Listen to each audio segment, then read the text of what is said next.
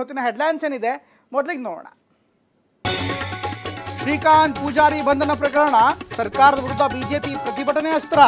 ಶಹರ ಠಾಣೆ ಮುಂದೆ ಪ್ರತಿಭಟಿಸಿದ 43 ಮಂದಿ ವಿರುದ್ಧ ದೂರು.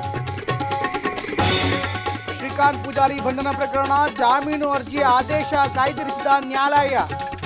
ವಾದ ಪ್ರತಿವಾದ ಆಲಿಸಿ ನಾಳೆಗೆ ಆದೇಶ ಮುಂದೂಡಿಕೆ. ಏರುತ್ತಲೇ ಇದೆ ಕೊರೋನಾ ಸೋಂಕಿತರ ಸಂಖ್ಯೆ. ರಾಜ್ಯದಲ್ಲಿಂದು 298 ಕೇಸ್. ಬೆಂಗಳೂರಿನಲ್ಲಿ 172 ಪಾಸಿಟಿವ್. 1200 ದಾಟಿದ ಸಕ್ರಿಯ ಪ್ರಕರಣಗಳು. ದೆಹಲಿಯಲ್ಲಿ ಎಐಸಿಸಿ ನಾಯಕರ ಸಭೆ ಅಂತ್ಯ. ಬೆಂಗಳೂರಿನತ್ತ ಹೊರಟ ಸಿಎಂ ಡಿಸಿಎಂ. ಲೋಕಸಭೆ ಚುನಾವಣೆ ಬಗ್ಗೆ ಚರ್ಚೆ ಬಳಿಕ ಪ್ರಯಾಣ. ಲಕ್ಷದ್ವೀಪದಲ್ಲಿ ಪ್ರಧಾನಿ ಮೋದಿ ಸ್ನಾರ್ಕಲಿಂಗ್. ಸಮುದ್ರ ತೀರದಲ್ಲಿ ವಾಯುವಿಹಾರ. ಟ್ವೀಟ್ ಮಾಡಿ ಅನುಭವ ಹಂಚಿಕೊಂಡ ನಮೋ.